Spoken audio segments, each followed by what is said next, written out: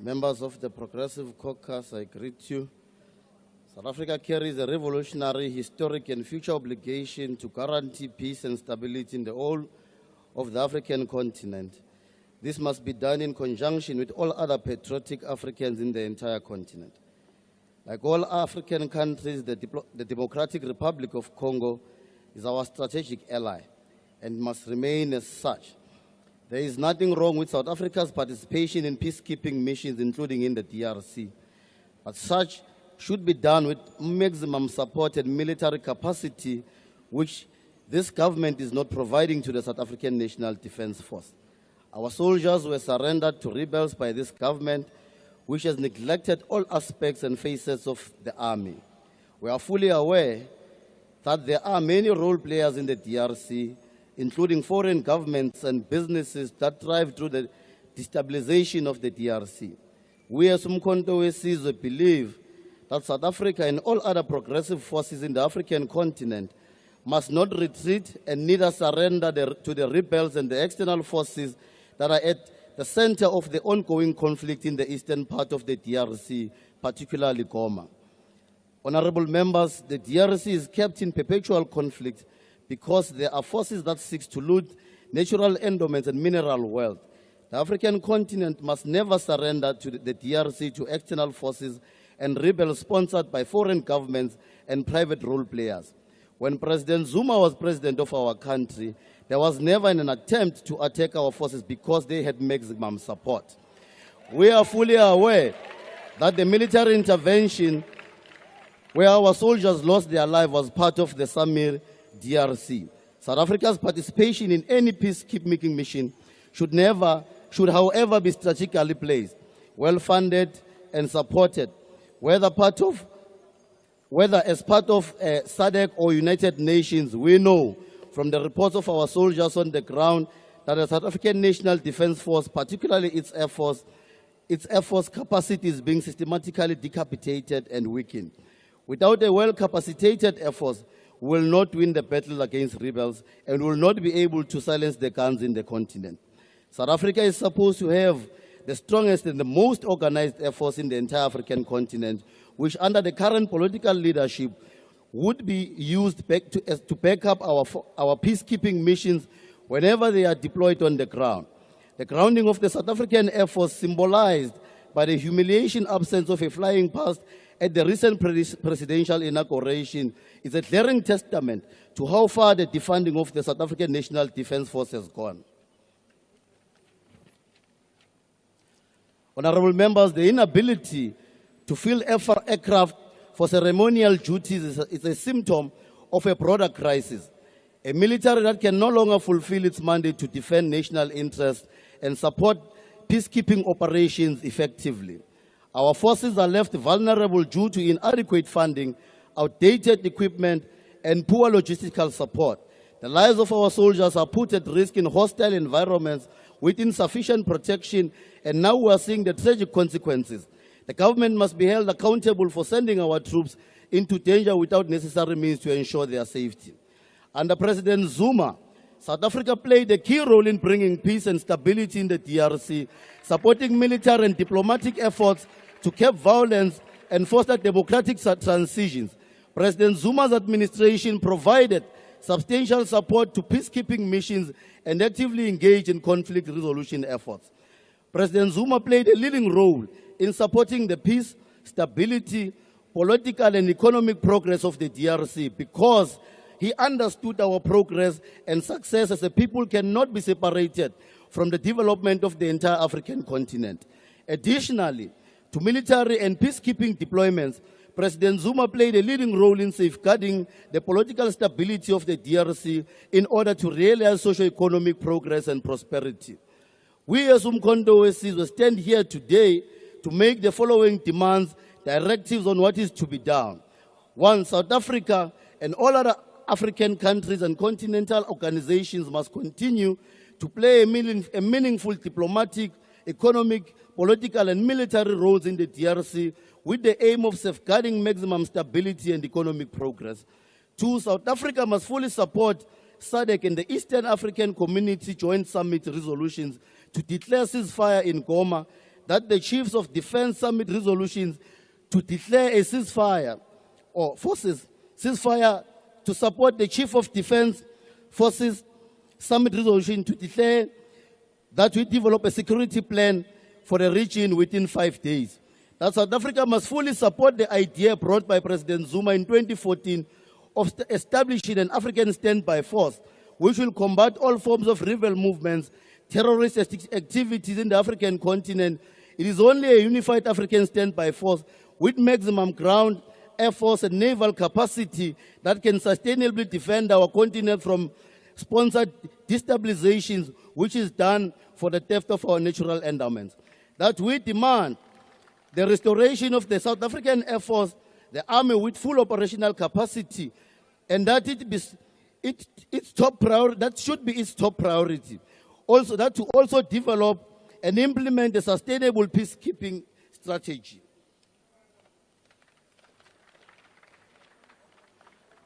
And number 5, the government must invest in local defense manufacturing to ensure that our armed forces have the necessary equipment and resources, reducing reliance on foreign suppliers and strengthening national security.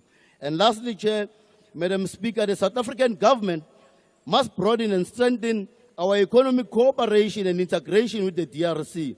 The immediate task in strengthening the economic cooperation should include strategies to complete the Inga hydroelectric project, which will be a turning point to the economic life of the DRC and the entire subcontinent. Failure to provide systematic support to the DRC will be surrendering the country and its natural resources to the rebels who are sponsored by external forces. The African continent must refuse to surrender national endowments and mineral wealth to the West, which continues to pillage our natural resources. Let us reinforce our capacity. Let us reinforce our capacity and work with collective to continue safeguarding the DRC. We should never surrender or never retreat and should never appear like we are running away from the rebel. Honourable Speaker, Winston Churchill said, "Courage is what it takes to stand up and speak. Courage is also what it takes to sit down and listen. If there ever was a time to sit down and listen, it is now, Mr. President, Commander-in-Chief of the Defence Force. South Africans are burdened. They are suffering. The loved ones of 14 dead soldiers are mourning.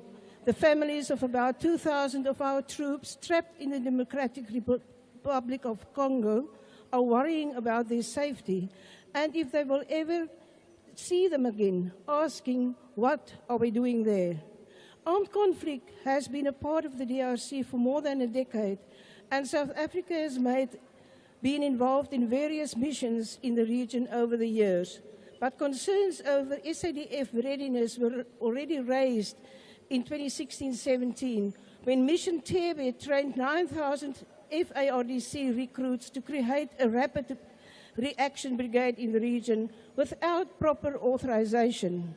It was later reported that 55 million had to be borrowed for the instructors, rations, and logistics. And as at that stage already, our Defence Force did not even have the money to undertake the most basic border patrols.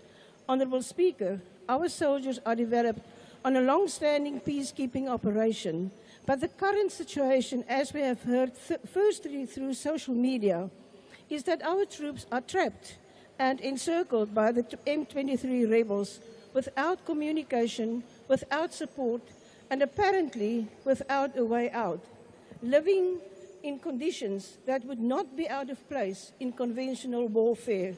What we as South Africans hear is Goma is the transport and trading hub of the region. Trading legal and or illegal and critical minerals contributing to the just transition is one of the contentious issues between the DRC and Rwanda. Conflict escalated since January 2025 despite an agreement between the DRC forces and M23 rebels. More than 500,000 people have been displaced since the beginning of 2025. Hospitals can't cope with the wounded.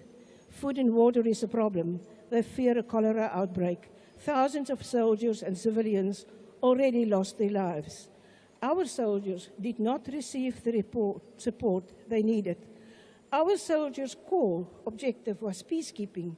However, the feedback from the Defense Minister to the nation is that they have to neutralize negative forces, and the President last week said that we are contributing to a safer Africa and limiting weapons in Africa. I have to ask, is this still peacekeeping for the noble cause of the maintenance of peace and security in our region? If it is, we need clarity and transparency on where our intelligence was in the build-up to this incident, or was it again ignored, like in the July 2021 insurrection? On what do we spend the United Nations reimbursement of $1,000 per month per soldier to countries volunteering uniformed personnel to peacekeeping operations? Can the Minister of Defense somehow convince us that our soldiers' training equip them for the offensive peace enforcement they are doing under the guise of peacekeeping operation? Honourable Speaker, this is a moment in our history that will be recorded as our nation's failure to protect, support and shelter our own soldiers. It leaves us with the impression that our men are not one of our country's priorities.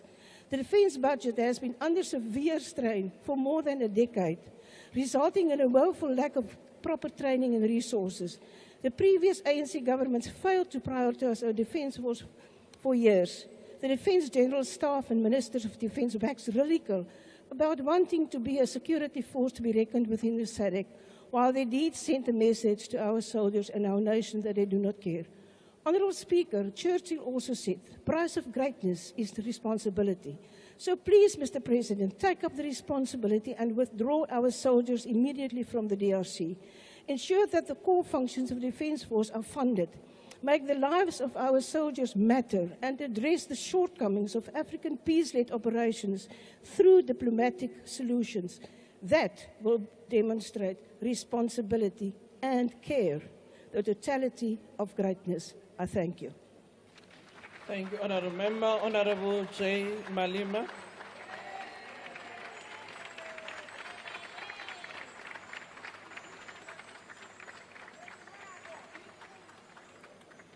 Thank you very much, Speaker.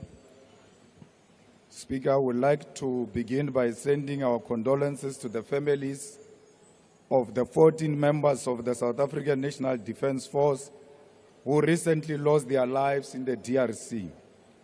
We cannot continue to refer to them through a number because they've got names. We salute Staff Sergeant William Edikola. We salute Staff Sergeant Molatley Ishmael Molatley. We salute Staff Sergeant Swatani Theophilus Seepe, Corporal Matumi Justice Malesa, Corporal Renae Namavulani, Lance Bombardier Itumeleng McDonald Moreo, Lance Corporal Tseke Moffat Molapo, Lance Corporal Metsi Stensley Rashishi, Rifleman Svatani Richard Chokwe, Rifleman Derek Maluleke, Rifleman Tsidiso Andres Mabele, Rifleman Calvin Louis Moari, Rifleman Muketi Joseph Mowe, Private Peter Jacobus Strido. The reckless deployment of South African troops in the DRC under the South African Development Community SADC mission in the Democratic Republic of Congo, SAMI DRC, which began in December 2023, was presented to us as a peacekeeping effort. However, the truth is that our soldiers are not there to maintain peace. They are engaged in a direct combat, fighting against highly armed and strategically superior M23 rebels who are supported by the reckless president of Rwanda, Paul Kagame. Our government has deliberately misled the people. The reality is that our soldiers are fighting an enemy that has better weaponry, better resources, and better intelligence. While the rebels possess advanced military equipment, our soldiers are sent to battle without drones, without fighter jets, and without critical military assets. They are left vulnerable, fighting a war they cannot win, all because of the failures of this government. The recent M23 offensive on Goma has highlighted significant shortcomings in the South African National Defence Force deployment. Intelligence failures were evident as the SNDF lacked timely and accurate information to anticipate the M23 movements, leaving our forces unprepared for the assault. Coordination between the South African National Defence Force, regional allies, and the Congolese military was inadequate, leading to a fragmented response and over-reliance on local forces that quickly collapsed under pressure. The SNDF response can also be criticized for its sluggishness, allowing M23 to seize strategic positions before effective action was taken. Political considerations were often overshadowed military necessities, limiting our forces' effectiveness. Leadership on the ground also failed to provide clear directives, resulting in disorganized retreats and unprepared casualties. These issues culminated in tragic losses. For over a decade, we have watched as the South African National Defence Force has been systematically weakened. Budget cuts have crippled our military ability to function effectively. Aircrafts and helicopters that should provide air cover for our troops are grounded due to lack of maintenance. The government has neglected its duty to ensure that our soldiers are adequately prepared and equipped for combat. This is despite the fact that this deployment has cost our government 2.3 billion since it began. But it does not end there.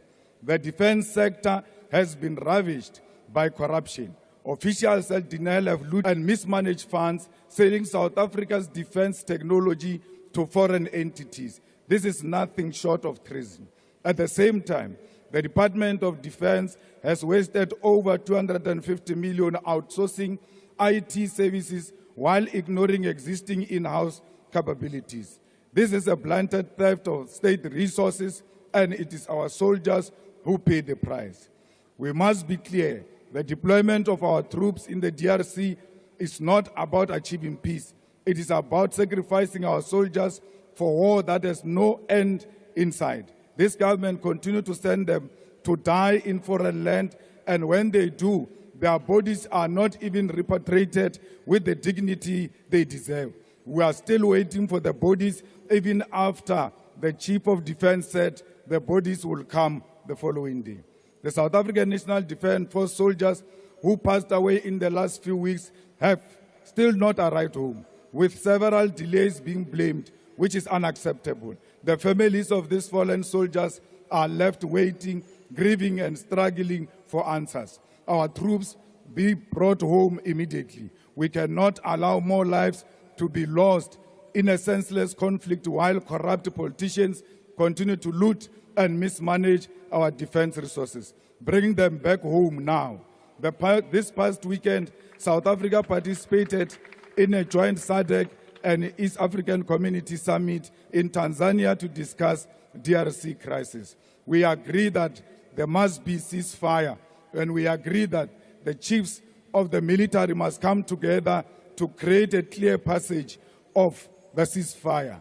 Re role now baetapele ba ANC le rekisitse bana ba rena le re tsegisha ka matekere. Thank you. Inkosi RN Cebekhulu.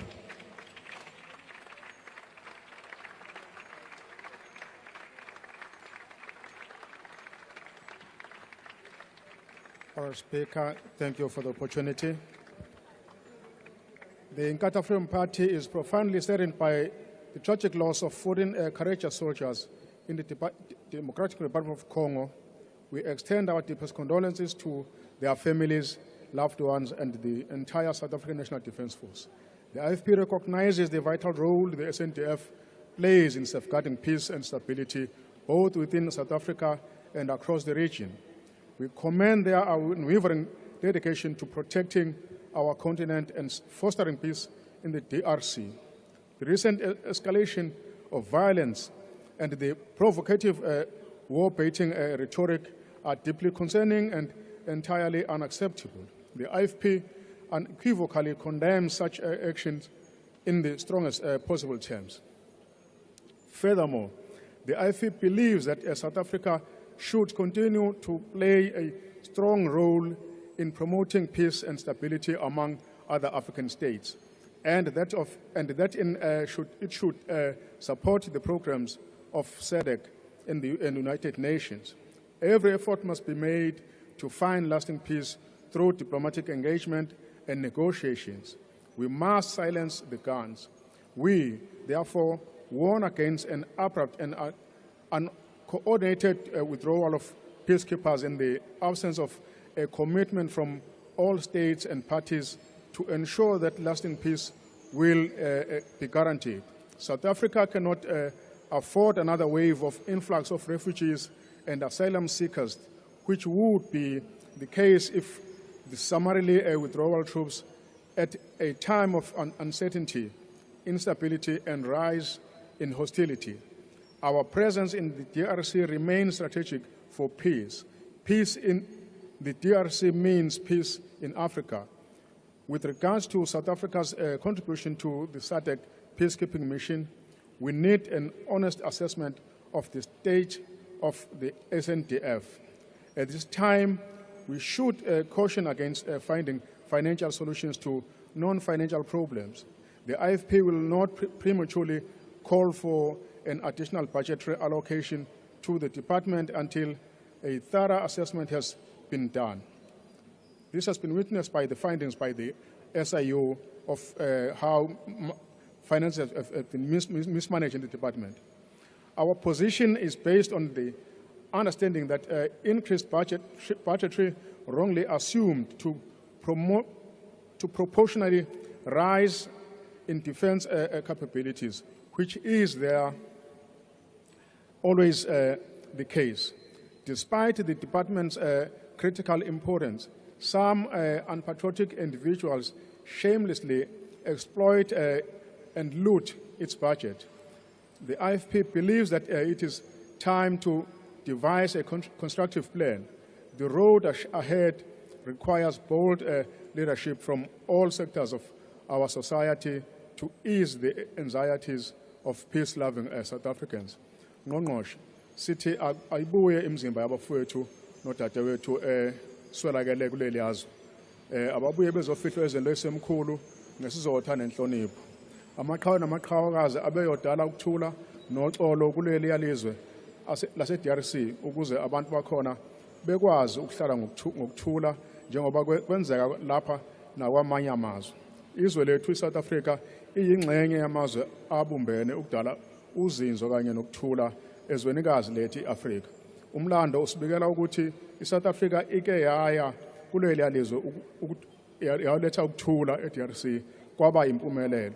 Siyaphinda sithi dudu kwizihlobo nabathandiweyo babafowethu abalimele besebenzela emsebenzini wesizwe belaphana eDRC.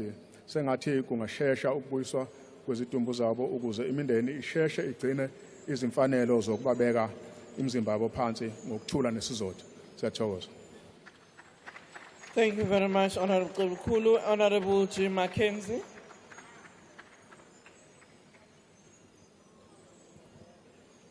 Honorable Speaker, from the Patriotic Alliance, we just want to give our deepest and most sincerest condolences to the families. But Speaker, I think this House, all of us, need to do some soul searching. We cannot be leaders. We are busy debating here while our soldiers are not back. The families of the ones that died must now watch on TV, hoping to get some information. There was no rush for this debate. This debate could have been moved until we got our fallen soldiers back, and then we can come here and speak about this. Speaker, this is not the time to point fingers. We have been humiliated. We have been humiliated. We have been humiliated. And we must teach people, when you kill a South African, there's consequences. We are sitting with the highest youth unemployment in the world. Let us use this opportunity and call for conscription, Honorable President, and bring our young people and train them. And while we train them, let us go and teach M23 a lesson. Let us go and kill those that killed our soldiers. I don't know, Speaker. These ones are talking a lot here. We need soldiers. You call yourself Commissar, you call yourself CIC, we need you there. There's people that we need you to go fight. We are tired here in Parliament of toy soldiers. We want, this is war. People are dying. You are calling yourself titles here. Go and fight. I will be one of the first to join the battalion to go and fight. Let us go and get our people, and you must follow me. Let's go and fight real fights, not these fake names of the army. I salute you. Thank you very much. Thank you, Honorable the Minister of Correctional Services. Honorable Groenewald. Geachte voorsitter, die feit van die saak is, ons het natuurlijk allemaal medelee met die... Order, honorable members. Can we allow the member on the podium to be heard? Order.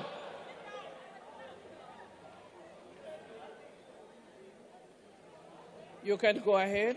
Ons het allemaal medelee met die geliefdes van die gesneuvelde soldate. Die feit van die saak is, dat gaan hulle nie lewend maak nie. Why did it happen what happened in the DRC? We have two defense reviews, one in 1998 and one in 2015. The result of the 1998 defense review was that we bought some of the most sophisticated armaments in the world. The Gripens, our submarines, it has cost the taxpayers of South Africa billions of rands. In the defense review of 2015, where the review in itself has cost a couple of millions to compile, certain recommendations were made, but no attention is properly given to those recommendations. What happened with our most sophisticated armaments? They are dilapidated in a certain sense because there's not enough money to ensure that there is proper maintenance. And therefore, yes, it is true, we can participate in peace missions in Africa. But then we must be sure that we are equipped and properly prepared to do that. That our soldiers are well trained and that they have the necessary support. Now, this is not the first time that we're in a situation like we have at this moment. In 2013, we had the Bangui situation in the Central African Republic, where we've lost 15 soldiers. Now, everyone in the military knows that after such an incident, there is proper re-evaluation on what is or what went wrong and what must be done to ensure that we don't have a repeat of what happened. And the DRC is nothing else than a repeat of Bangui. Therefore, we must ask, who must take responsibility? Now, the most disturbing of this whole matter, Honourable Speaker. Order, honourable member. Can you take your seat? Honourable Skosana, what is the point of order? Thank you, Chair. Thank you, Honourable Speaker. The interpreter of Iske to Isindebele Asikola. Okay. And I don't want to start that again because I've been saying this many times, and it looks like we are being undermined. Some of the section of our society is heavily undermined. It's unacceptable, Speaker. Thank you. Thank you very much. We will attend to that, honourable member. Honorable Neville, you can continue. Thank you, Honourable Speaker. The most disturbing aspect was actually reported in the newspaper of a report by the well-known and accredited journalist Erika Gibson. And what she said is that there were senior generals in the SANDF that actually insisted that the President, as Commander-in-Chief, must be properly informed that we do not have the capabilities to send this mission to DRC.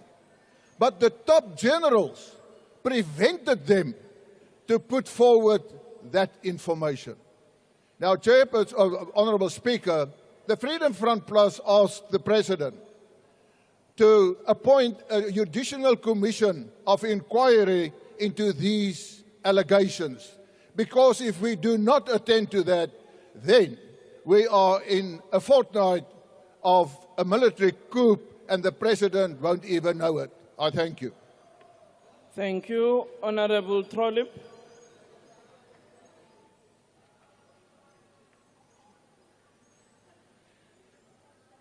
Madam Speaker, none of us can feign surprise why we are debating the tragic loss of 14 of our soldiers' lives in the eastern DRC.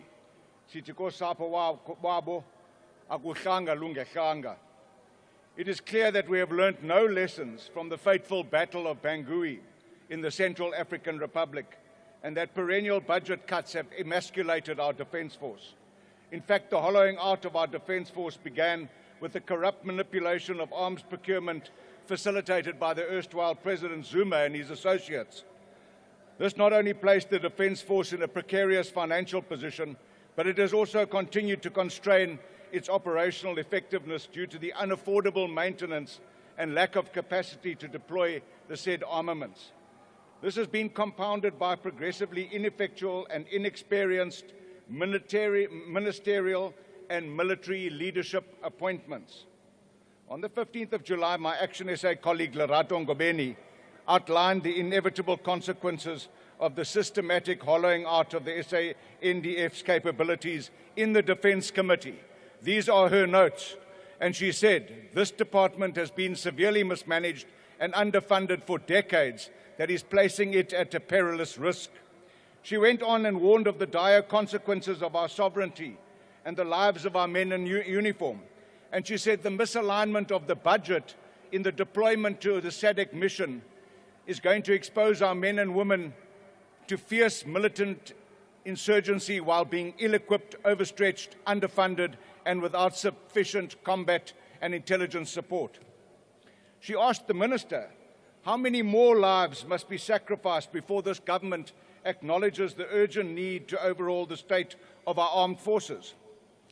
Minister, you studiously ignored the question because you are clearly out of your depth, and our national security is not only compromised, but our defence force is rudderless. Now, 6 months later, we mourn the deaths of 14 brave soldiers whose decomposing remains have yet to be repatriated, not to mention the absence of any plausible casualty evacuation plans for our wounded. The Deputy Minister, a general, appeared bemused and at times even surprised as he listened to the department's defensive denialism.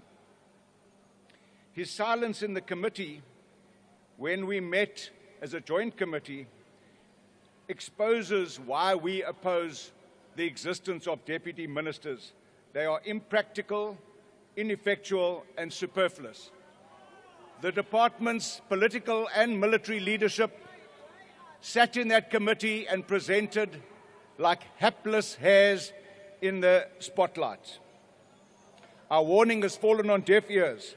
Our ill-equipped, under-resourced, demoralized, and outgunned soldiers were sent to fight in a war which we have no apparent demonstrable interest, and they were set up to fail and die.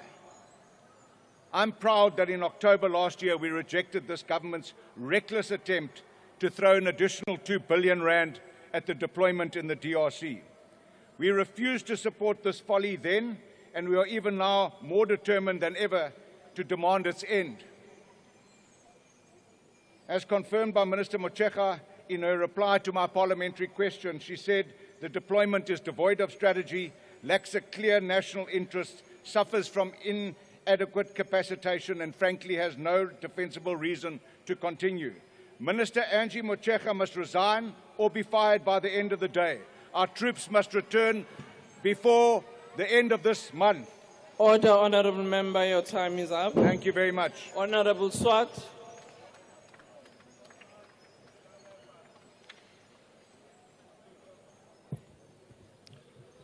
Speaker, the ACDP would also like to extend its deepest condolences to the families of the 14 brave soldiers who died in the DRC. During last year's defence budget vote, the ACDP warned that we must either ensure that our deployed troops are properly resourced or bring them home.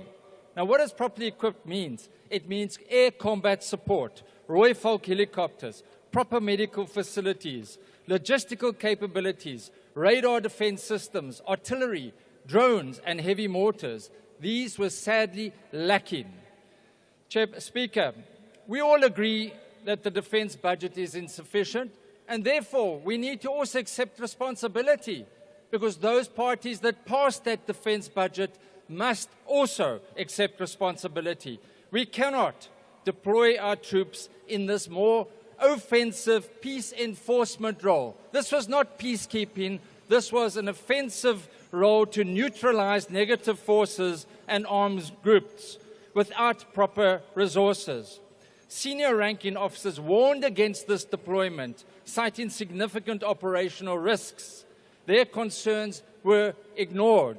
They were even reprimanded. This information was not given to President Ramaphosa. Other officers also indicated that there was a lack of planning and said they were killed because of a failure of planning. The troops on the ground stood no chance since they landed in the DRC. This is an absolute scandal. It is scandalous.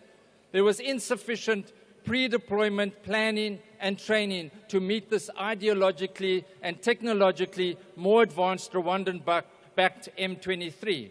Where was the military intelligence?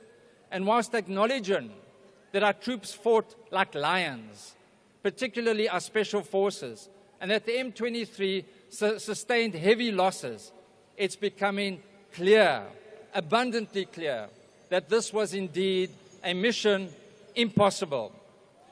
Our Commander-in-Chief, President Ramaphosa, should hang his head in shame. The Minister of Defence should hang her head in shame.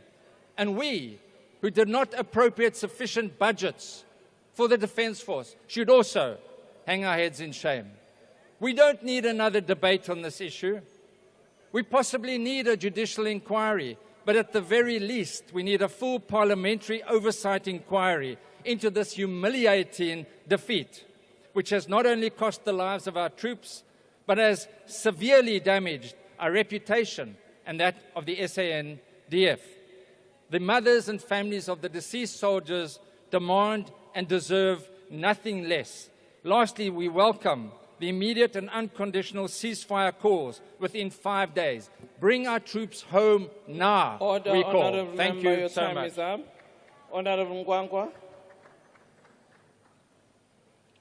Speaker, we would like to extend our deepest condolences to the families of our fallen SANDF heroes, and sithi benze Thixo baphumle ngonaphakade ubakhanyisele ngokhanyiso olungacimiyo. Contrary to popular belief, our soldiers were deployed in the Democratic Republic of Congo to engage in a peace enforcement operation, not a routine peacekeeping mission. A peace enforcement operation, as most of you might already know, ensures that is carried out by heavily armed forces as they have to engage in non-defensive kinds of combat. How they were not properly resourced for this is absolutely beyond us. In fact, it's a dereliction of duty on the part of those who decided the mission. Facing a well-armed M23 rebels supported by the Rwandan Special Forces, our soldiers were not humiliated. They fought gallantly despite being outnumbered, outgunned, and under-resourced. However, due to dwindling ammunition and relentless attacks, they were forced to surrender and are now being held captive under very inhuman conditions. There were times during this process when they were told when to perform their ablutions, what time and why and where, which was an attempt to try and humiliate them. This, of course, in these dire circumstances, our troops are forced to ration their provisions.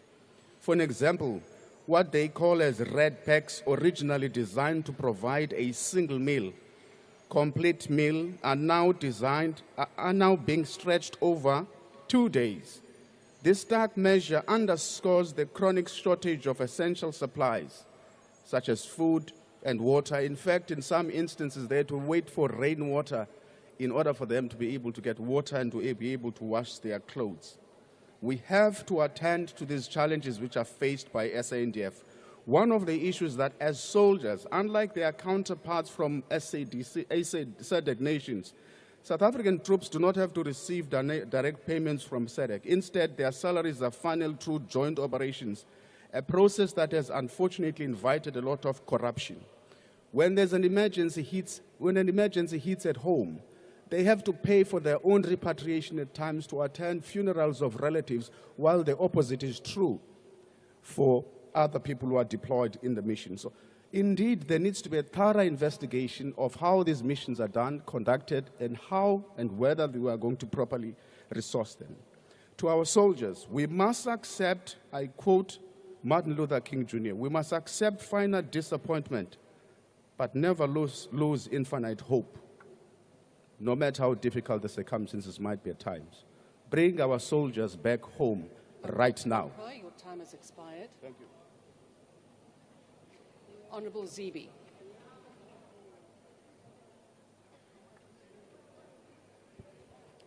Thank you, Madam Deputy Speaker. We honour our fallen heroes, wish the wounded a speedy recovery, and send strength to their families and their colleagues who are still serving in the DRC. Honourable Deputy Speaker, a debate on the Defence Force was long overdue.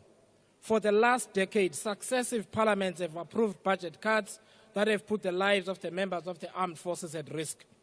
We cannot keep sending Defence Force personnel with knives to a gunfight. The words members of this House say, calling the dead sons and husbands to broken mothers and wives heroes, means zero if this parliament will this year vote for a budget that amounts to peanuts. Those brave soldiers should have had the benefit of close air support, which they have had before, but they had little to nothing this time. The latest Auditor General report explains why President Paul Kagame can give interviews with disrespect dripping out of his mouth for our country and our president. A country the size of a district municipality feels emboldened to poke his fingers in the eye of this nation.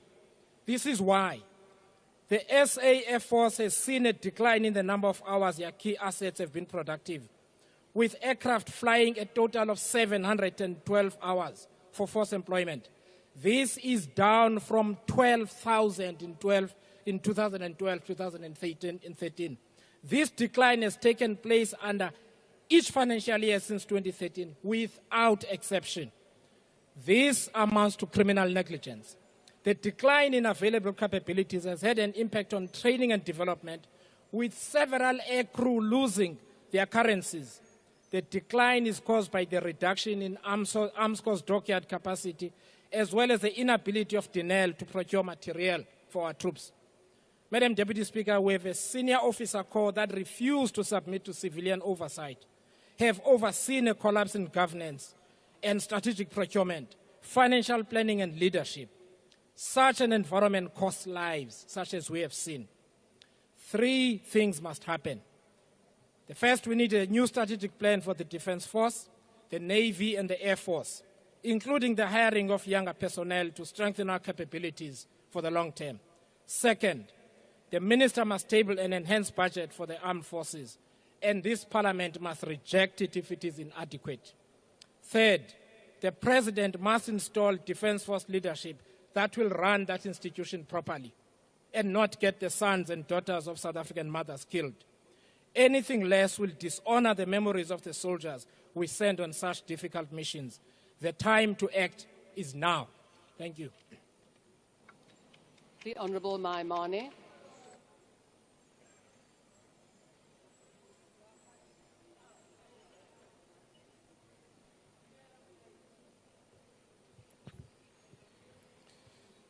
Honourable Deputy Speaker, members of this House, to the leadership of the Defence Force that is here, Bagaetsho dumelang. Let me begin by asking the fundamental question in saying, gore, ga ne le bana ba rona, a ne re ka kgona go nna bo botlhe mo ntlong ye, re ba re a ba ye ko ntweng, ko DRC, ba sena ditlhobolo, ba sena thuso, ba ile go swela fale. Honourable members, I want to send my deep condolences to the families who have lost their loved ones. It is often said that soldiers die in fields they have not chosen. The leadership of this House chose that field to be the Eastern DRC. And ultimately, the question will continue to haunt us. If these were our children, would we send them? I want to highlight a few things. The distortion of facts is simply this, that we are going on a peacekeeping mission. No, we are not. We are going on a combat mission with no equipment, with no supplies, and our young people are being killed there. Furthermore, fellow South Africans, I want to say a few things that must happen, and I want to be unequivocal. Let us bring back our troops back home. They have no business there. It's getting worse by the day. People are dying. More people are being displaced, yet we keep thinking we can come here by tinkering with the budget and send more troops. It is not going to result in peace. The second issue is that the financial sustainability of this war is not there. Under Operation Tiba and Operation Vikela, we took money from social development, sending troops to Mozambique and other places, and said, let's send our troops there. What we are in fact saying is that while we go to the DRC, for the South African child, there will be no more teachers, no more social development. We simply don't have the fiscal wiggle room to send troops to the DRC. Thirdly, we are sitting here with the corpses of our troops still stuck in the DRC. If we are serious in honoring their lives, we should take every effort to bring back our troops home. It is an immediate call, fellow South Africans. And ultimately, I want to urge that our leadership role must be one to find a peaceful mediation. Let us call for a dialogue between M23 and Tshisekedi so that we can find a response there. Let's ensure that Rwanda withdraws its troops from DRC, and let's compel Rwanda's government to dismantle the FDLR. It's the only way we are going to find. Lastly, this parliament must commission inquiry to ensure that we find out how many have died, what the financial implications are, and how quickly do we end this circus that is taking place. We are not silencing the guns, we are increasing violence. And therefore, honorable members, I leave you with this question. If these were your children, will you send them to DRC? Thank you. Honourable Zungula.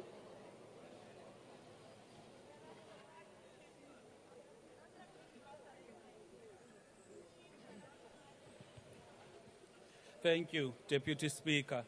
Firstly, we want to extend our condolences to the families of the soldiers who lost their lives in Goma. At no point should our army be deployed on a mission without the necessary resources to ensure their safety and operational success. We need to seriously develop a coherent and clear foreign policy and the role South Africa should play on the continent. South Africa risks being viewed as a new imperialist power in the continent, not because of any grand ambitions of our own, but due to the reckless and short-sighted foreign policy decisions of this government.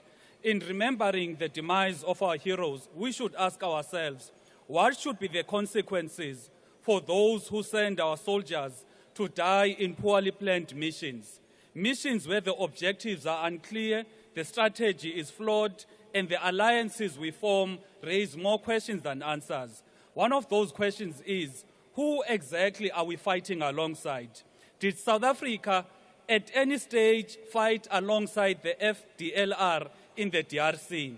We need absolute clarity on our role in this conflict, especially given the complex web of interest at play in the DRC. The Minister of International Relations was asked a simple question, yet he failed to provide an adequate answer. Is South Africa fighting alongside the FDLR? And if yes, who gave that instruction? Minister, today we demand an answer. It is a fundamental principle that we do not fight alongside non-state actors under any circumstances. Doing so sets a dangerous precedent. If it turns out that our army was deployed alongside non-state actors, those responsible for that decision must be held accountable because the blood of our fallen soldiers is on their hands. Now that the DRC army has fled Goma, what exactly is the purpose of our army's continued presence there? Without the DRC army, the SNDF has got no mission in the DRC because the soldiers were deployed to assist them, not to fight on their behalf. It is also deeply concerning that only South Africa, Malawi, and Tanzania were part of this mission. The SADC has got 16 member states. Where are the rest? Why is South Africa always expected to carry the burden alone? To our brave men and women stuck in Goma, you are not alone. We carry you in our hearts and spirits. Our prayers are with you. We have represented the country with bravery and honor. There is no army or rebel force in the continent that can match your expertise and willingness to stand for others, even in the most unfavorable circumstances. Remain strong. The next speaker is the Honourable Shilembe.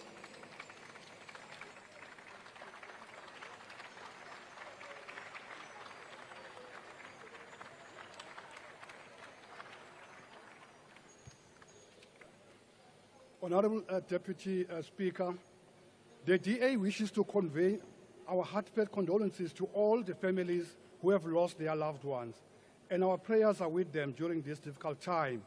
May the soul of our heroes rest in peace. Honourable Speaker, let me make it clear at the outset, if the Department of Defence and military veterans was not being run into the ground, South Africa would not have lost 14 brave soldiers in the DRC. This was laid bare in the meeting of the Joint Standing Committee on Defence, which was held on the 4th of February 2025, where the Minister of Defence and Military Veterans, Honourable Angie Motshekga, and the Chief of Army, General Maphanya, failed to answer even the most basic of questions that were being asked by the members of the committee. They refused to tell us who advised that our armed forces were prepared for this mission, or indeed who told the President that our crippled SNDF was ready to fight a battle thousands of kilometers from their homes. It was a shameful display of arrogance, pride and ego, and total lack of care for our troops and their families. In terms of our Constitution, Chapter 11, Section 200, it is stipulated clearly that the primary object of the Defence Force is to defend and protect the Republic of South Africa, to safeguard its territorial integrity and its people in accordance with the Constitution and the principles of international law regulating the use of force.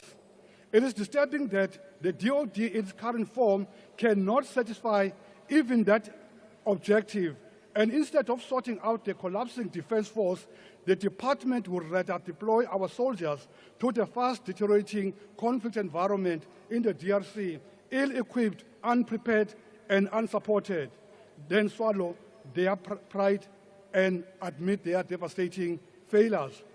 The grand-scale looting at Denel during the 9 lost years of state capture left this entity with no capacity to meet the demand of the SNDF and has crippled the capacity to supply the SNDF and security environment with strategic technology, capability products, service, and support. The question that we have to ask ourselves is how the President can make a commitment to the African Union and the United Nations and deploy our poorly armed soldiers to the DRC, ostensibly for peacekeeping purposes, fully knowing that the SNDF is not combat ready to deal with the M23 rebels backed by the Rwandan soldiers.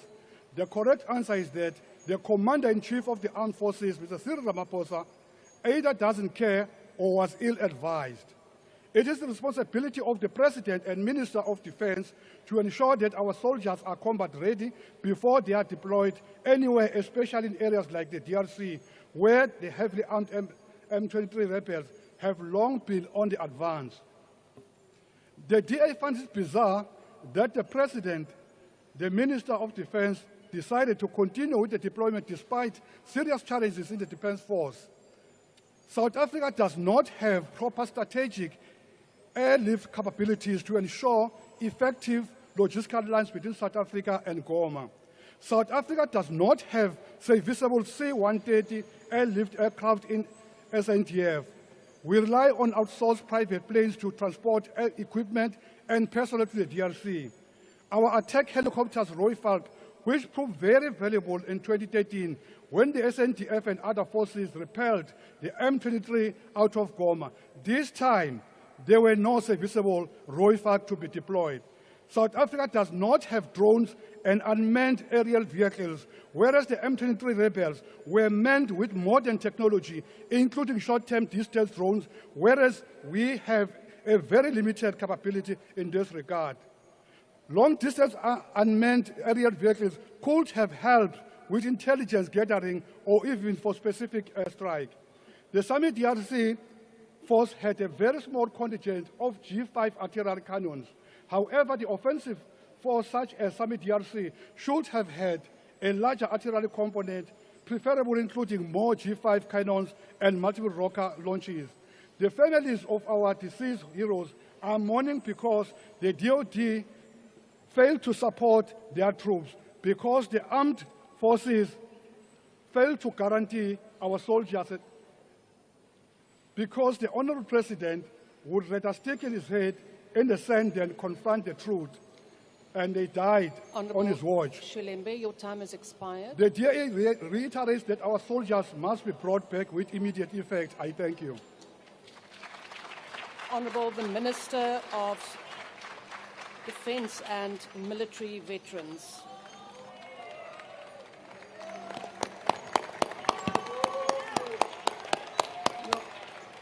Thank you very much, Deputy Speaker. Let me acknowledge my colleagues, the ministers and deputy ministers, members of parliament, ladies and gentlemen. Chair, allow me to thank the Speaker for allowing us time and space to debate this very important and yet tragic matter, which has attracted a lot of public interest regarding our deployed soldiers in the Democratic Republic of Congo. Chair, let us remind ourselves why South African Defence Force is in the DRC, as there has been a lot of debate around this issue. To remind ourselves, and I think my colleague had said it, one of the pillars of the South African foreign policy position is to contribute to the creation of peace and stability on the continent and the world. Our country's foreign policy position was adopted by the democratic government since 1994. And in support of this policy position, South Africa has participated in a number of these missions, at least 23 of them. Some of them led by United Nations, AU, and SADC. We've been to Lesotho, to Burundi, Ivory Coast, Ethiopia, the Democratic Republic of Congo,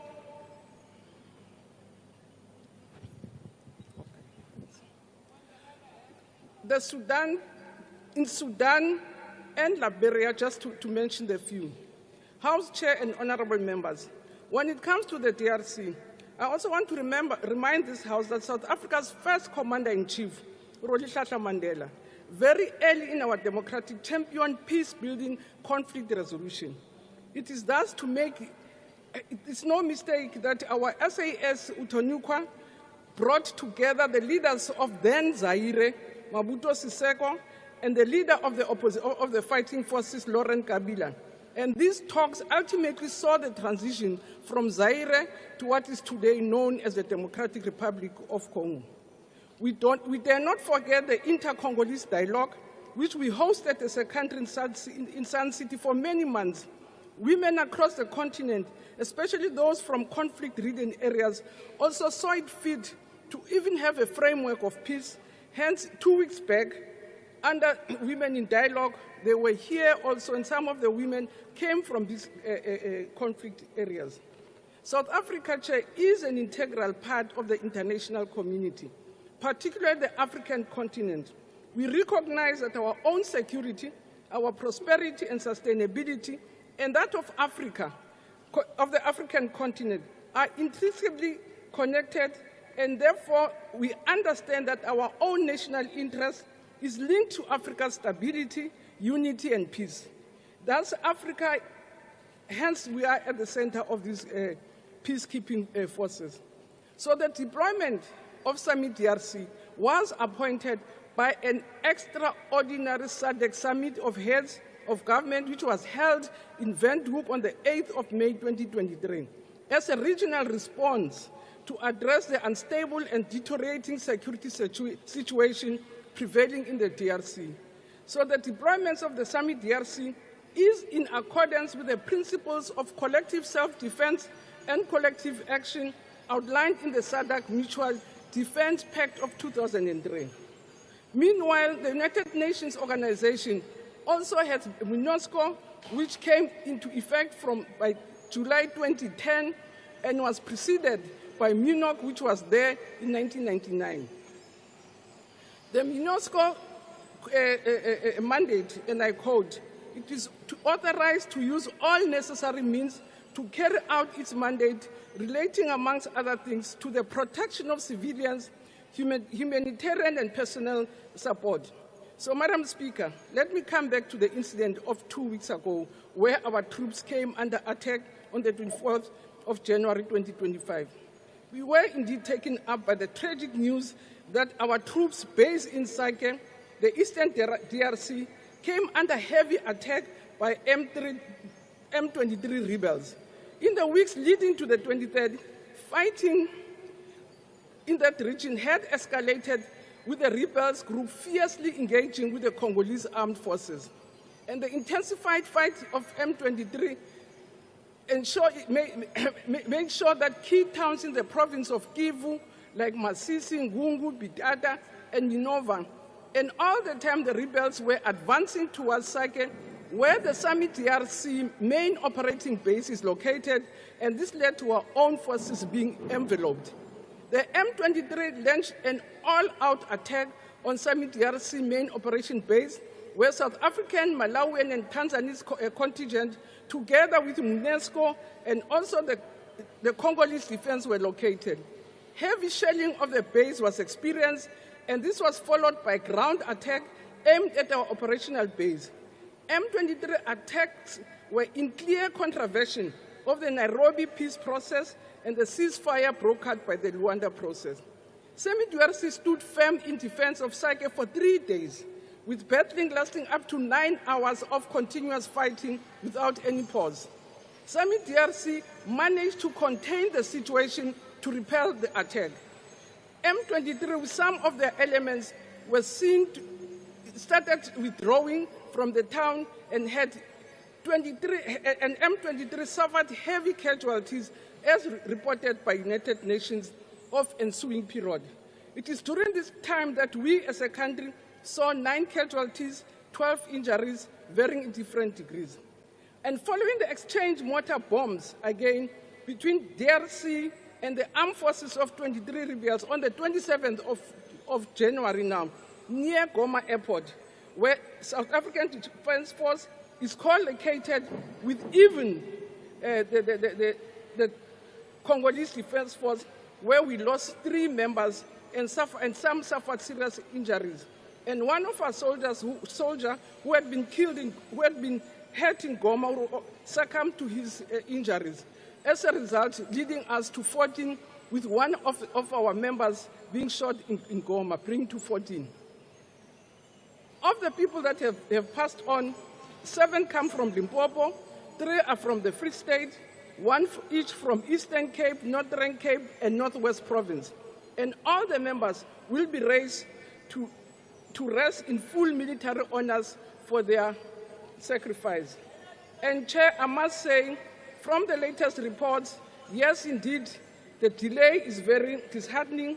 Currently, from the reports we're receiving, that they are still in Uganda undergoing all the medical processes, and which we also are pressing very hard to get our deceased. We were hoping that we'll get them by today, but by the latest we are told that Thursday they will be here. The South African National Defence members' ultimate sacrifice in the line of duty is a stark reminder of the dangers that are faced by young men and women, displacement of civilians and humanitarian crisis. South African National Defence Force, therefore, in the DRC, is part of UNESCO. I hear say South Africa, what we're not armed, we're part of UNESCO, we're not there in our own individual capacity as a country. On the one hand, and we are also part of SEMI-DRC, working together with other forces of the continent.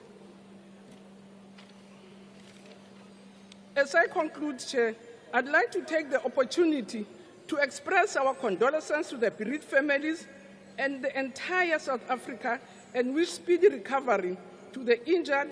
Furthermore, we continue to be committed to the safety and well-being of our remaining soldiers in Goma through the already announced measures by the Eastern African Committee and SADC Summit and the opening of lines of Goma. We are working hard to make sure that the challenges our members are facing, like low supplies of food, are being attended to, and definitely we do believe that in the next few days they'll be there. Chair, what has really also brought relief to the challenges that we're facing there is the resolutions that members have mentioned of the SADC and the Eastern African communities, who amongst others have called for the unconditional ceasefire, the provision of humanitarian assistance, the development of securitarization, and the immediate opening of Goma Airport, which we believe will bring lots of relief to the dire situation that we are confronted with. Thank you very much, Chair. Honourable the Deputy Minister of Social Development.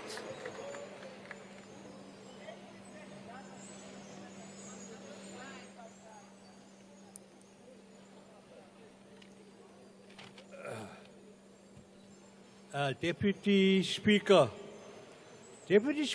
our Defence Force is not as bad as many honourable members want to make it to sound. Our Defence Force is well equipped. Just try us. Our Minister of Defence can be relied on to keep the country safe. Try her.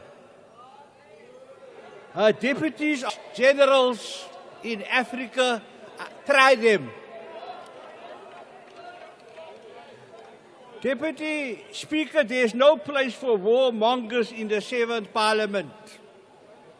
We don't want to rout M23 or anyone. We also don't retreat. There are many dimensions to this complicated conflict, and I want to focus on one dimension. South Africa is a signatory to the Convention on Genocide. Rwanda's genocide, where many Tutus were massacred, is only matched by the massacre of women and children of Gaza by the Israeli army. We commend the Commander-in-Chief for South Africa's commitment to the Genocide Convention by sending a peace mission to the DRC, where Tutus and Hutus have started a new front, and Hutus want to finish the job. But the head of the president of Rwanda, we must say, it doesn't seem as if his hands is clean. South Africa must stay until its mission ends. We must refresh our troops. Those who call for South Africa to get out of Rwanda are only trying to deflect our commitment to prevent genocide. South Africa is committed to silence the guns, but in the DRC we need a strong secretariat to get peace that is needed. It was Julius Nyeri, and I read his memos last night, who established a strong secretariat to get Uhuru all over Africa.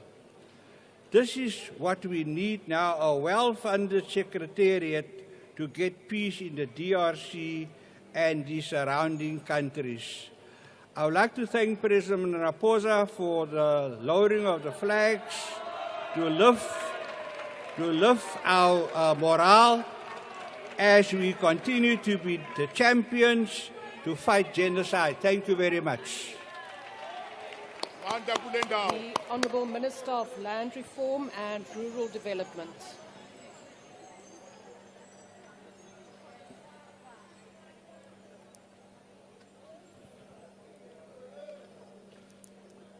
Deputy Speaker, 14 of our soldiers lost their lives whilst protecting the lives of innocent Africans.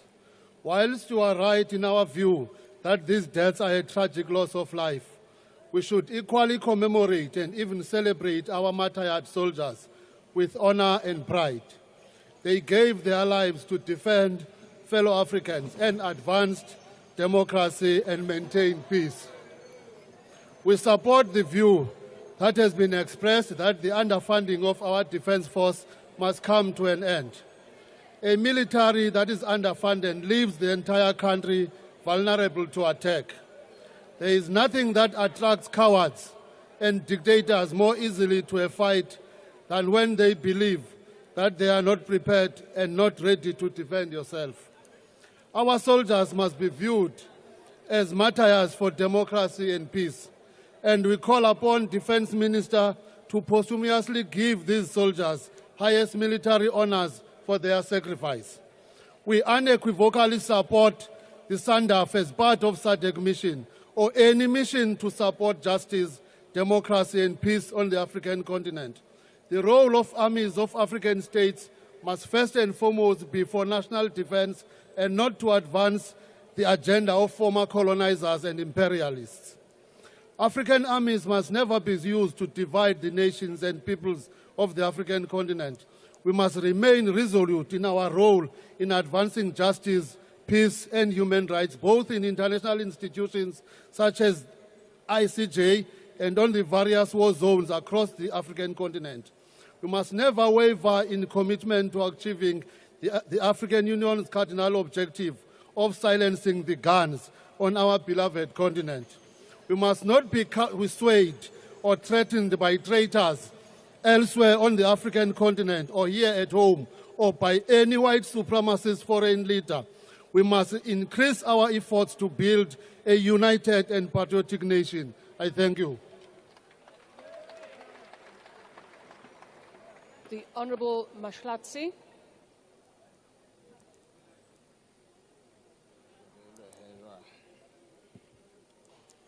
Thank you, Deputy Speaker. Kgotso Africa. Ke qale ka ho fitisa matshidiso ho bahale ba rona ho malapa a bona khothalang. We stand here today in mourning, in frustration and in outrage. Our soldiers, patriots who sought to defend this country have been killed in the DRC. And yet we are not even sure that the number we've been given is accurate. We wonder how many more lives have been lost that remain unreported. How many more families are grieving in silence, unsure of the fate of their loved ones. This tragedy exposes the recklessness, poor coordination, lack of leadership within the SADF and the government at large. The so-called peacekeeping mission in the DRC has turned into a death trap for our soldiers. A mission that was poorly planned, ill-equipped, and seemingly executed with a little regard for the safety of our men and women. This government has failed our army both administratively and operationally. The Commander-in-Chief of the Defense, President Ramaphosa, must answer to this failure. It was under his watch that our soldiers were deployed into a volatile conflict zone without proper strategy and support. South Africa is not at war, yet our government is treating our soldiers as expendable resources in a foreign conflict while failing to protect them. Where was the threat assessment? Where was the threat and risk assessment? Where was the contingency plan? Where was the leadership? Our minister, Menji Motshekga, has also demonstrated gross incompetence. How does the minister remain silent for days while the lives of our soldiers are lost? The minister must account to the nation.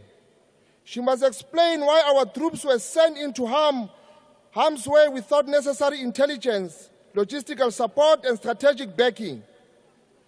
If she cannot do that, then she must step down. In a so-called government of national unity, why was the experience of General Bantu Holomisa ignored? Let us ask ourselves,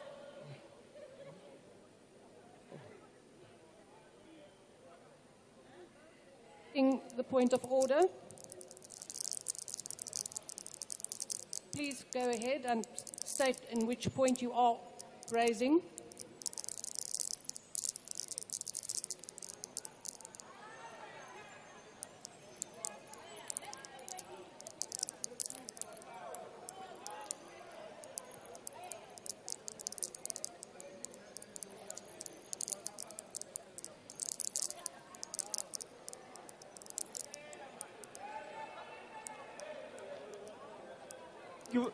Thank you very much, Honorable Deputy Speaker. I'm rising on Rule 85. The Honorable Member says the Minister has demonstrated grossly incompetence. So he is making personal reflections on the dignity of the Minister. Can you please rule on that, Deputy Speaker? Thank you very much. Thank you, Honourable Member. Honourable Member, before you proceed, Rule 85 refers to reflections upon members, the President and ministers of deputy ministers who are not members of the Assembly. I will refer this for a ruling. Honourable Member at the podium, please proceed. Kani Mambo. Let us ask ourselves, who truly benefit from South Africa's military involvement in the DRC? Is it the people of South Africa? The answer is no.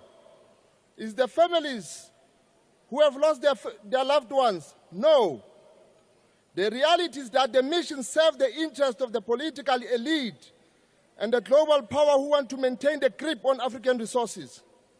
Our government, instead of prioritizing the needs of our citizens who suffer from hunger, landless, crime, unemployment, and failing infrastructure, have chosen to sacrifice South African lives for the agenda of the imperialist. As the UAT, we demand immediate accountability. Okay. Kanimambo. The Honourable Minister of Tourism.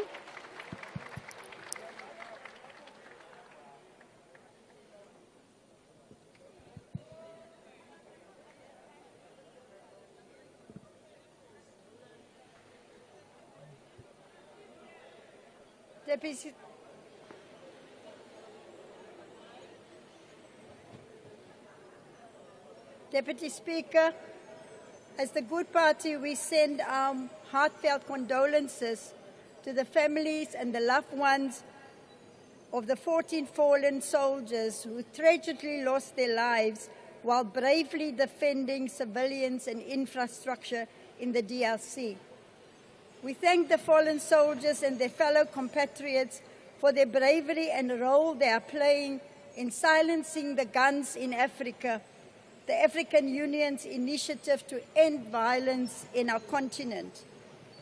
As we learned in South Africa, through the negotiating process that ended apartheid, it is only through proactive mediation that complex and protected violence can be ended.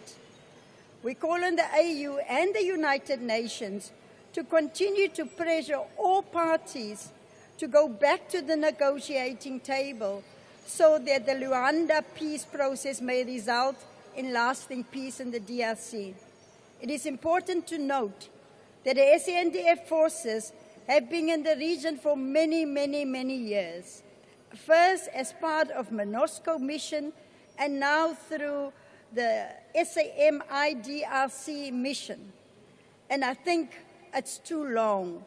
South Africa prides itself on being a force for peace in Africa, and we continue to play this role as one of the most vital voices on our continent. We echo the calls by the extraordinary SADC summit to engage all the state and non-state sectors and actors involved in the conflict to embark on a ceasefire process, protecting innocent lives and allowing much-needed access to humanitarian aid. This must be followed by the dialogue that is needed to restore peace and allow one of Africa's most conflict-ridden regions a chance to prosper. In order to truly bring a long-lasting peace into the continent, we need to refer back to the AU Master Roadmap of practical steps to silencing the guns. Finally, we need to address the root causes and conflict, including economic and social disparities in the continent, to silence the guns. I thank you, Deputy Speaker. The Honourable Sokanyile.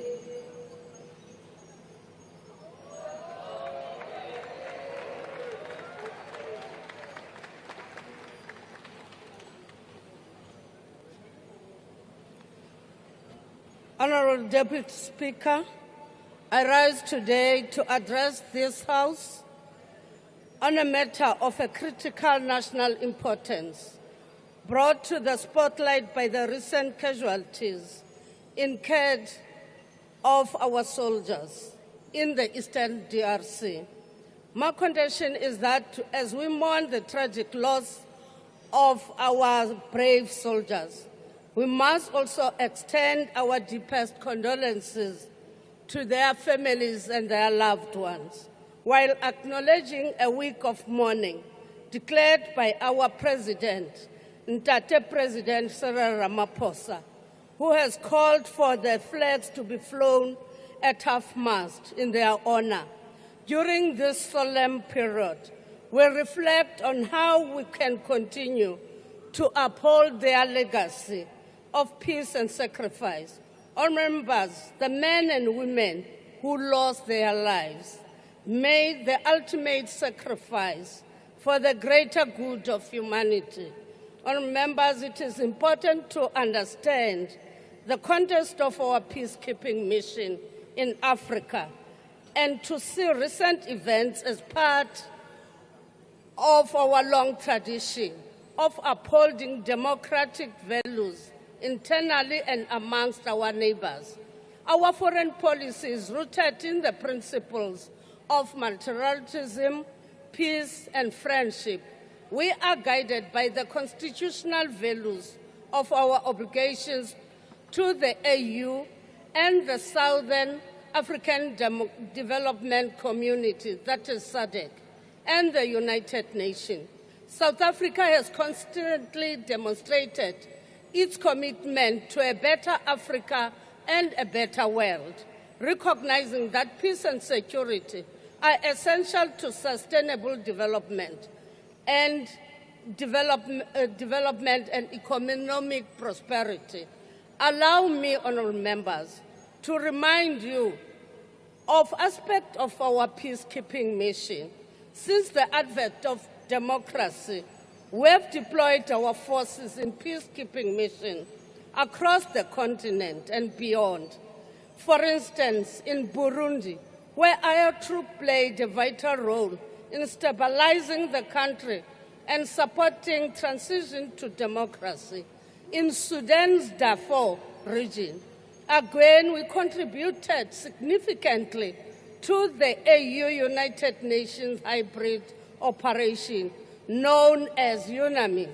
Our involvement in the Central African Republic, despite its challenges, also demonstrated our willingness to protect civilians and uphold regional security. Through peacekeeping efforts, we uphold our international responsibilities and reaffirm our dedication to conflict resolution. Our engagement in peacekeeping mission are evidence of our belief that diplomacy and stability go hand in hand.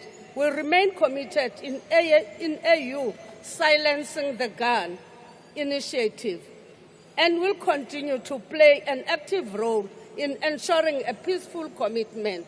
Honourable members, our peacekeeping mission have strategic importance. We know that our own peace and prosperity depend upon the peace and prosperity of our neighbors. There can be no peace for us if there is no peace in areas surrounding us. Therefore, the deployment in the Eastern DRC under both SADC mission and Eastern DRC, known as SEMI-DRC, and the United Nations, known as MONUSCO, are designated to support regional stability, protect civilians, and bolster governance and structures in conflict-ridden areas. While we acknowledge the risk associated with this operation, it is imperative to recognize the strategic importance of our contribution. Instability in any part of Africa has a potential to spill over and affect our regional security. Our presence in peacekeeping mission aligns with our long-standing commitment to multilateralism and cooperative security efforts.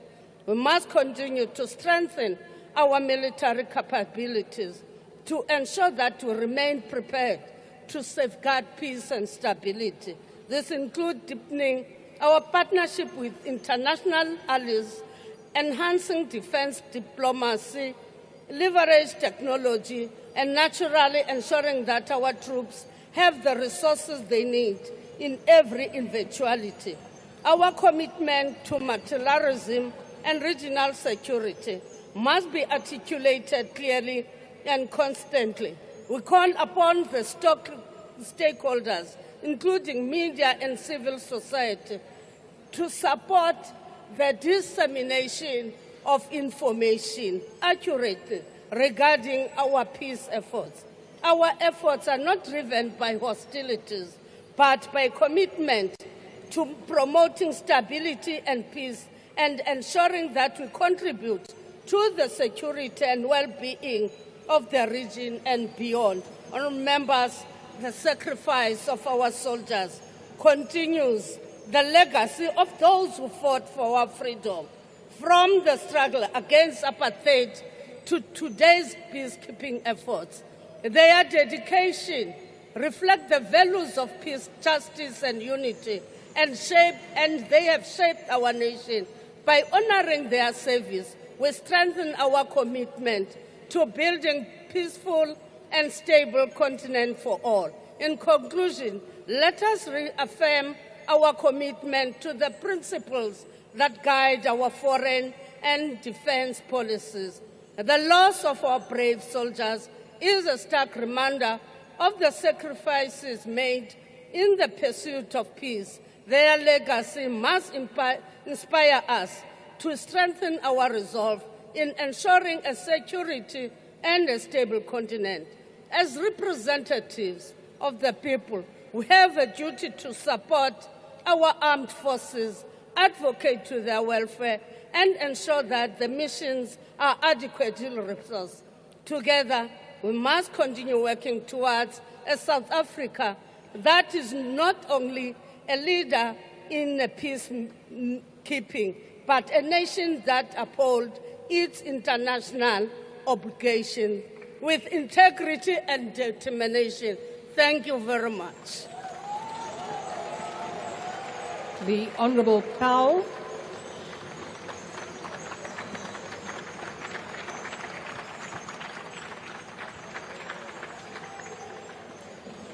Madam Deputy Speaker, let me begin by extending my deepest condolences to the families of our brave soldiers who have lost their lives in this terrible war. Honourable members, the situation in the Eastern DRC is dire. Nearly 3,000 civilians have been slaughtered by M23's recent advance into Goma. 500,000 people have been displaced, adding to the 2 million already fled. Just last week, 150 female inmates were raped and burned to death in the Goma jailbreak. In total, this conflict has claimed an estimated 5 million lives after the last 3 decades. The truth is that South Africa is in no position to take on the role of a peacemaker or a mediator. Neither is the SADC, which, like ANC government leaders, has repeatedly failed to uphold even basic democratic principles, rubber-stamping rigged elections in Zimbabwe and Mozambique, and most likely the DRC itself. This is aside from the multi-cycle budget cuts that have hollowed out our defence force, rendering our troops immobilised. Our base in the DRC struggles with critical shortages of medicine, food and ammunition. Roval helicopters are unavailable. All but one of our 26 Griffins sit idle. This abomination cannot continue. Make no mistake, this conflict is about politics and money. M23's advances are not ideological. They are designed to consolidate control over critical mineral resources and supply lines to Rwanda. The United Nations reported in December that the M23 generated $800,000 in taxes on mineral trades each month. These armed militia are now able to tax the 40 tons of goods that move through Minova Bay daily.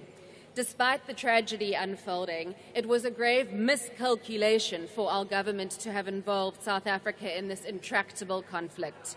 President Ramaphosa has claimed that as a country, we have a duty to support the nations that helped secure our liberation. This is a ruse. South Africa's soldiers have been sent to die in a war that is not ours in order to safeguard the financial interests of the ANC and their benefactors. SANDF's deployment to the DRC is perhaps tied to the commercial and mining interests of the very men who, working with ex-President David Mabuza, helped to secure the Honourable Cyril Ramaphosa's ascension to the ANC presidency in 2017. Executive chairperson of the Guma Group and founder of Gajima, Robert Gumedi's ties to the ANC are no secret, having provided millions in election funding. Guma has acquired a number of prospecting rights for oil and gas in the Great Lakes region, whilst their mining concessions in the DRC are public knowledge. Gumedi's company interests specifically target mineral resources in the North Kivu province.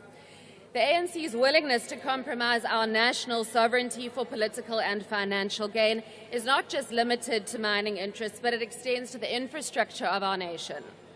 Huawei's partnership with Gumedi's Gajima, which, working with China, helped to consolidate government's ICT infrastructure into a single cybercloud, paints a murky picture of intersecting interests driven by corporate greed and political ambition. The same corruption that has infected our government has now dragged our soldiers into a foreign war.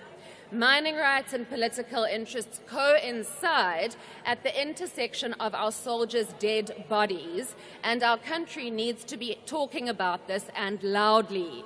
Questions must also be asked about the Grand Enga Dam project. South Africa must now urgently demand SANDF's withdrawal. Recognizing the role that Rwanda has played in destabilizing the Great Lakes region, we must unite in calling for the sanctioning of Rwandan political and military figures who have enabled this illegal advance into sovereign territory in the DRC. This House must join in international calls for an embargo on illegally mined minerals that are exported from the region. We must demand the full implementation of the Luanda-Nairobi peace process, mediated by credible political leaders whose political campaigns are not funded by mining magnates with direct financial interests in the region. The lives of our soldiers can no longer be traded for the profits of the ANC's elite. I thank you. Honourable the Minister of International Relations and Cooperation.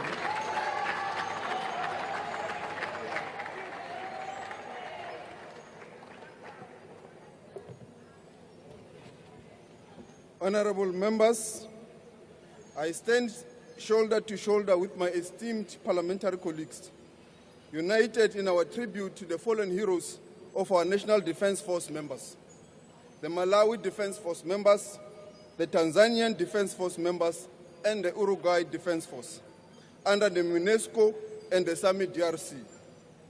It is not just a tragedy for our country. It is a tragedy that has befallen UNESCO. It is a tragedy that has also befallen the SAMI DRC. It is an international tragedy. The budget and resources for the mission doesn't only come from the South African National Defence Force. It comes from SADC through the SAMI DRC and also through the UN Security Council. The argument that the mission is not well-funded or is underfunded, therefore, is devoid of the truth. Because the budget comes from the UN, SAMI DRC, and indeed we also contribute. So it is therefore unfounded that we have sent our troops without a clearly defined budget. Because in instances of these kind of missions, it's not the responsibility of a single country. Hence, we had Malawi, we had Uruguay, we had Tanzania, and other countries participating in UNESCO that are funded through the UNESCO process. As a nation, we have a responsibility to protect, defend, and encourage our defense force. Let us collectively embrace their memory, cherish their lives lost, and enable cause for peace. The security situation in the Eastern DRC predates 1994 and has escalated over time.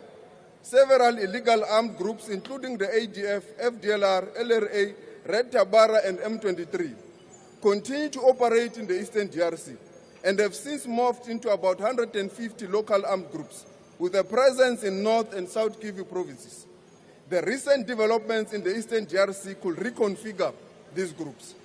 The net outcome of this scenario has been cynical insecurity, displacement both internally and externally, sexual exploitation and abuse as well as gender-based violence as an instrument of war, illicit exploitation and trafficking of natural resources, and erosion of authority of the state, amongst others.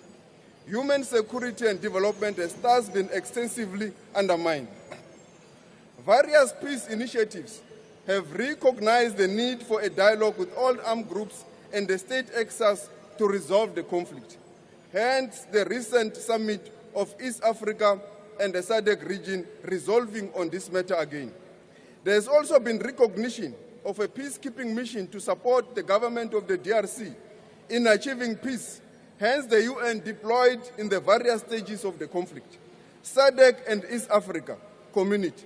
There has been various deployments from the UN, SADC, and many other missions to the DRC, because there is a recognition that the DRC alone cannot handle this conflict. There is also a recognition that no one country can help resolve the conflict. The current mission of SAMI DRC is not an exception on the need. South Africa's peacekeeping contribution in the Democratic Republic of Congo over the years, through personnel deployed as part of infantry battalion, helicopter units, and military medical teams, have been essential to efforts to build peace and ensure the health and safety of our fellow peacekeepers. This is not me speaking. These are the words of the Under-Secretary General of Peace Operation, Jean-Pierre Lacroix, of the United Nations, if you thought it's propaganda. Our freedom is a product of international solidarity. One of the pillars of our struggle was international solidarity. This led to the frontline states playing a key role in our struggle. Hence, we ended up with the Battle of Kute Canovaro in Angola, the Maseru massacre, and the Matola raid by the Medaras apartheid regime. Since the dawn of our democracy, our country has been an unwavering champion for peace and justice in the continent and the globe. The principle of sovereignty, integrity of nation, as contained in Article 2 of the UN Charter, is sacrosanct. It must be defended by all peace-loving nations of the world, and South Africa is no exception. It is against this background that the SADC also has its own in terms of Article 6 of the SADC Treaty on Defense, which states the following: an armed attack on a state party shall be considered as a threat to the regional peace and security and shall be met with immediate collective action. We are not immune to regional conflict. Hence, we have got the responsibility to defend, protect, and ensure peace in the region, and an attack and response to any security situation in our region. Recognizing that a peaceful Africa is crucial for economic and social development for the continent. We participated in a lot of peace missions in the continent, in Sudan, Ethiopia, Mozambique, South Sudan, and so on, to silence the guns in line with Vision 2063 of the African Union. In the DRC, we have not only participated through Summit DRC, we have participated in building a state from the scratch, helping SARS, helping all measures of state building. We are currently in South Sudan doing the same, helping South Sudan to transition to a democratic elections. This will not happen out of context. It has to be a deliberate, progressive policy of the South African government to intervene in the continent. And we will do so unapologetically. We have a responsibility and will not be blackmailed by those who accuse our president or anyone, or even the ANC, of some kind of economic interest. As I have stated, all our missions have been informed by the UN Charter, by the SADC Protocol, by our interest to see peace in the continent and nothing else. It is also our interest to see economic prosperity anywhere in the African continent. Hence, you have South African companies in most parts of the African continent. There is no part of the continent where you don't have South African companies. You have MultiChoice in Nigeria and all over the country. You have got MTN all over the continent. It's a duty we owe to the continent to ensure that there is economic prosperity, because economic prosperity anywhere in the continent is economic prosperity in South Africa. According to the UN, we are one of the most receiving countries of migrants in the continent. It is therefore crucial that we play a role to maintain peace, to achieve economic stability in the continent. You will not only receive people here just because there is a conflict, but conflicts arise out of a fight for natural resources, for economic challenges. That's why our policy on foreign policy is very clear. Support peace and stability through dialogue, which we are supporting through multilateral platform. But we also have an economic policy that must help in terms of economic diplomacy to ensure that the African continent prosper. The Africa Free Trade Program and various flagships programs aim to resolve the economic challenges of our continent, are part of the progressive policies of this government of South Africa. And this is acknowledged across the globe, not only in the African continent. The UN Security Council recognized the important role played by South Africa in peacekeeping mission in the continent. The UN recognized the role played by South Africa in the economic development in the African continent. The debate on critical minerals in the continent, we are one of those that are leading this discussion. We will be soon hosting the G20. We have a responsibility as a country to drive to ensure that the debate on critical minerals, it must benefit the African continent. We do not fail to succeed and achieve in this phase of the minerals endowment this continent has. So this House, in this critical juncture, has got a collective responsibility to help the government of national unity to ensure that there is peace in the Eastern Democratic Republic of Congo. We have got a collective responsibility not only on political and economic grounds. The ECDC has warned that if this conflict goes unattended, we run a risk of a pandemic in the Eastern Democratic Republic of Congo, but which can override all over the continent. This is a mostly densely populated society, not only in Africa, but in the whole world. So we will be reckless, we will be irresponsible not to participate to resolve the conflict in the Eastern DRC. We have a duty to ensure that this conflict is resolved through the EAC and also through the SADC mission, which I have already stated and I have spoken about. It is an important instrument that must assist us to resolve this conflict and through the processes of the African Union. I have heard honorable members saying we must withdraw. And some of them have said we must do it now. I want to say that an abrupt withdrawal, as called upon by some in the House, is not even a tactical retreat. It is even worse than a surrender. As with the numbers of armed groups in the area, there lies an ambush. How do you immediately withdraw when there are 150 armed groups that are not controlled by anyone?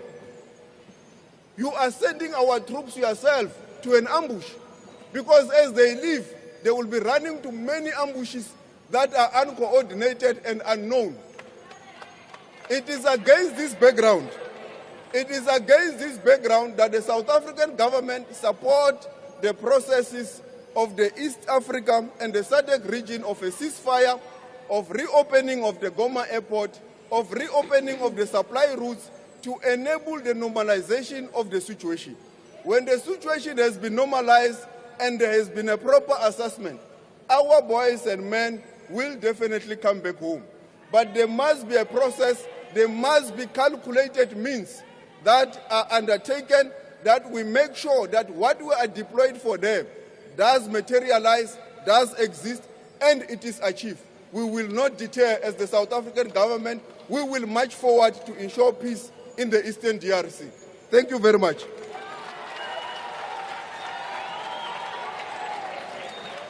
Honourable members. Order, honourable members. On behalf of the presiding officers, we would also like to extend our deepest condolences to the families of the fallen soldiers. Honourable members, that then closes the debate. And please, members, also, I request you to stand and wait for the presiding officer and the mace to leave the chamber. The House is adjourned.